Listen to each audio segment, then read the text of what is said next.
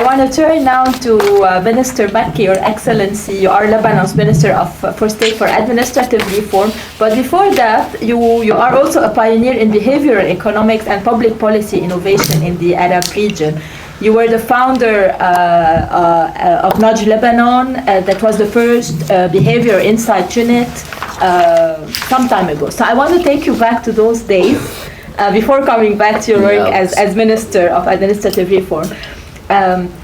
In addition to what we've heard, we know that one of the main repercussions of the crisis is that the citizens have lost their trust in the state, and we've heard tax evasion have increased, and many of them are deciding to evade taxes. So can we actually nudge individual or businesses to be towards more voluntary tax compliance? Does it work on tax as well? Thank you so much, Sabine. There are quite a few questions that were raised by colleagues. It looks like a wish list that I have to perhaps try to answer. Maybe I start with this area of behavioral economics, where actually most of the success of nudge theory and behavioral economics theory comes from compliance.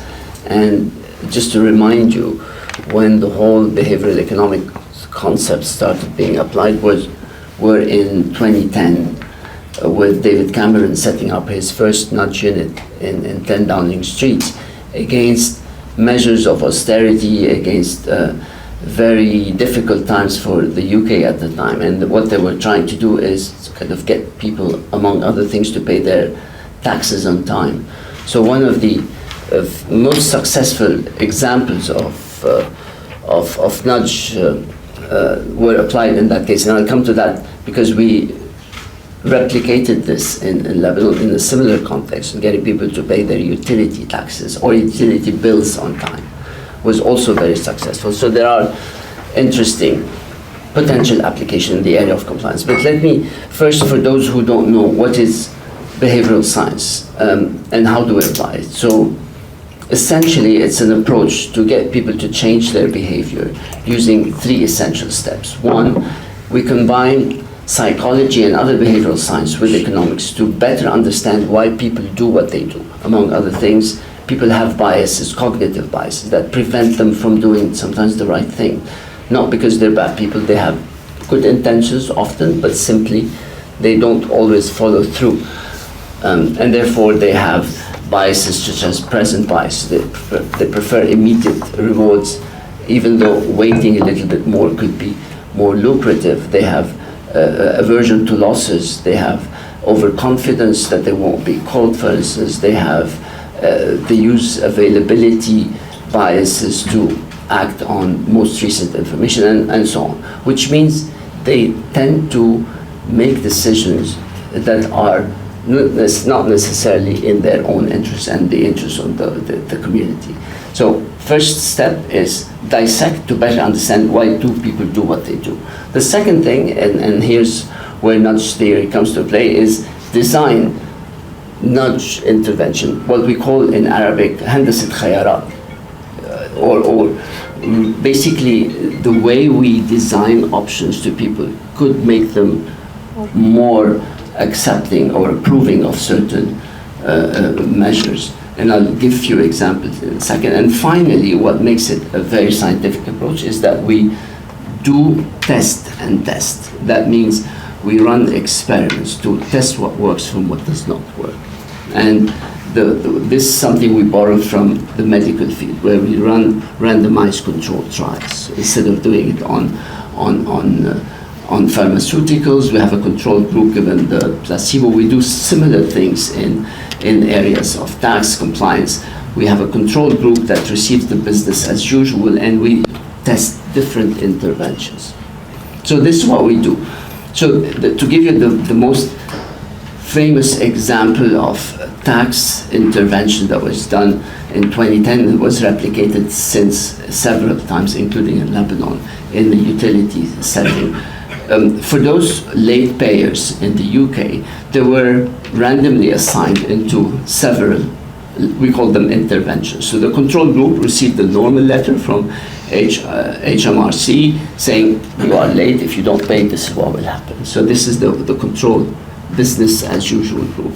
The second treatment, which used the same letter with one nudge difference. The nudge was based on actual information to the fact that 9 out of 10 of people have already paid their, or have already declared, and they were told 9 out of 10 of your neighbors have already paid, and they tested several variations. One of them they stopped here, which was already very effective, more effective than the control, just telling people, updating their perceptions of the norm.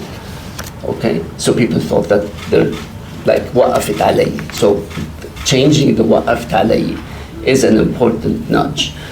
And they tested several variations. One of them was not only telling them 9 out of 10 of your neighbors have already paid, but 9 out of 10 have already paid, and you are one of the few who have not yet paid. So, you know, when you have a large data set, we're talking about 100,000 people that were part of that randomized trial, you could innovate and test. We did something similar in the L, getting people to pay their electricity bills on time. Believe it or not, 2016, it did work in many ways. So we tested that setting whereby those who were not paying at the second visit of the inspector, normally they're given the white paper, بلزقوه على الباب, حضرنا ولم نجدكم, if you don't pay, you'll have to go to مبنى للشركة, whatever, بصيدا, and it will be cut and so on. So what we did is the same wording, but we used several nudges. One of them was simply making the sanctions more salient. In blue, وفر على حالك تعب والمصاري انفع بالبيت, that was one, and making clear this is what will happen if you don't. So that was slightly more effective than the control, but I think about 7% more people paid at the second visit. The second nudge was using something similar. We noticed that people after several visits of the inspector do end up paying about 90%. So we used something similar, telling them that Jiranak already paid, try to do that. The third one that worked, which was surprising, we used the flag, the Lebanese flag, telling them, do you want to play your kind of reciprocity dues, and do your homework?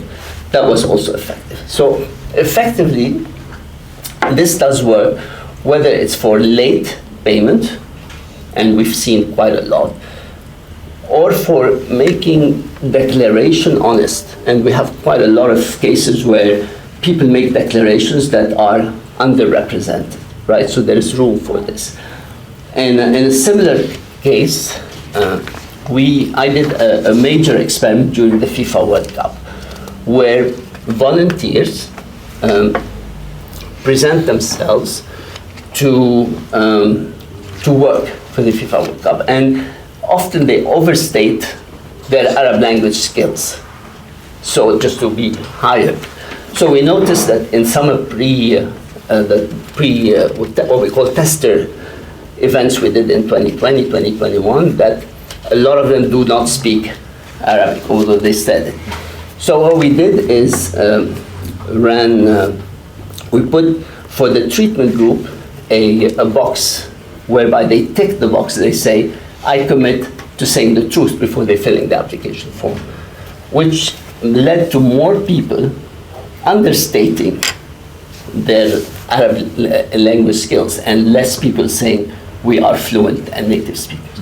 So again, something like this where you remind people of the importance of committing, not at the end, but before you start filling the form, is more effective. So that's kind of another area where you can apply. So nudge theory is potentially very applicable, and actually we had that discussion whether the projections were realistic or not.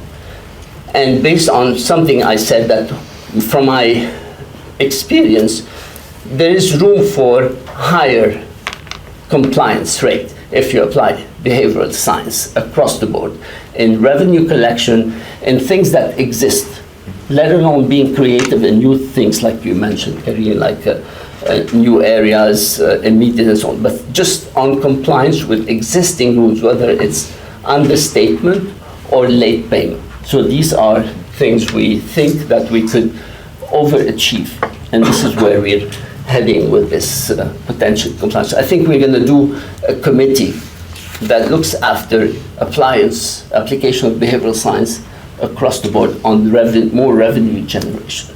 So maybe that's what I want to start with. If you have additional questions, happy.